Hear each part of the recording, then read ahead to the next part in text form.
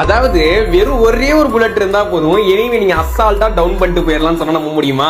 ஆமா கைஸ், அப்படியாப்பட்ட காம்பினேஷன் தான் இப்ப நான் சொல்ல போறேன். அதாவது இந்த ஒரு ட்ரிக்கு பாத்தீங்கன்னா சீக்ரெட்டான ஒரு லோட் அவுட் இருக்கு. அதாவது பாத்தீங்கன்னா டாக்டிக் மார்க்கெட்னு சொல்றோம். அதுல பாத்தீங்கன்னா கேரக்டர் ஸ்கில்ல பாத்தீங்கன்னா வந்து ஹோமர் கேரக்டர் இருக்கும். சோ இவனோட இது பாத்தீங்கன்னா வந்து அன்லிமிட்டடா நீங்க யூஸ் பண்ண முடியும். இவனோட எபிலிட்டியை 25 டேமேஜ் கொடுக்கறது மட்டும் இல்லாம எனிமீஸோட மூவ்மெண்ட் ஸ்பீடுமே கம்மி பண்ணி விட்டுருவான். சோ இதோட சேர்த்து நான் சொல்ல போற காம்பினேஷனையுமே நோட் பண்ணிக்கோங்க. சோ நெரு கேரக்டரை யூஸ் பண்ணிக்கோங்க ஆக்டிவ் ஸ்கில்ல. சோ இவன் பாத்தீங்கன்னா 16 டேமேஜ் கொடுப்பான். அது மட்டும் இல்லாம அவனோட ஆக்டிவ் ஸ்கில்ல யூஸ் பண்றது மூலமா அந்த ஒரு இடத்துல க்ளோவாலே போட முடியாது எனிமீஸால. கூடவே ரெண்டையும் சேர்த்துக்கோங்க. சோ இவன் என்ன பண்ணும் பாத்தீங்கன்னா இவர்ட்ட மொத்தம் 3 குணம் இருக்கும். சோ மொத்தமா ஒவ்வொரு குணாயும் 5 டேமேஜ் கணக்குல 15 டேமேஜ் டோட்டலா கொடுப்பா. சோ டோட்டலா வந்து இந்த ஒரு 3 கேரக்டர்ஸ் ஆட் பண்ணா மட்டுமே 56 டேமேஜ் அவங்களால ப்ரொவைட் பண்ண முடியும். சோ இந்த டேமேஜ்லாம் உங்களுக்கு பத்தாம இருந்துச்சுன்னா சோ தூக்கி மாரோ கேரக்டர்ஸ் வருவீங்க. சோ இவன் என்ன பண்ணுவோம் பாத்தீங்கன்னா லாங் ரேஞ்ச்ல ரைபிள்ஸ் இந்த மாதிரி கன்ஸ்லாம் நீங்க யூஸ் பண்றீங்கன்னு வச்சுக்கீங்களேன் 25% டேமேஜ் இன்க்ரீஸ் பண்ணி கொடுப்பான். அது மட்டும் இல்லாம மார்க்கெட் எனிமீஸ்க்கு ஹையர் டேமேஜ் இன்க்ரீஸ் பண்ணி கொடுப்பான். இல்ல ப்ரோ இந்த கேரக்டர்லாம் உங்களுக்கு பத்தாவது நினைச்சீங்கன்னா கடைசியா ஒரு கேரக்டர் இருக்கு. சில பாத்தீங்கன்னா எனிமீஸை மார்க் பண்றதுக்கு பாத்தீங்கன்னா இந்த ஒரு மோக்கா கேரக்டர் எடுத்து யூஸ் பண்ணிக்கோங்க. இப்படியாப்பட்ட கேரக்டர் ஸ்கில்ல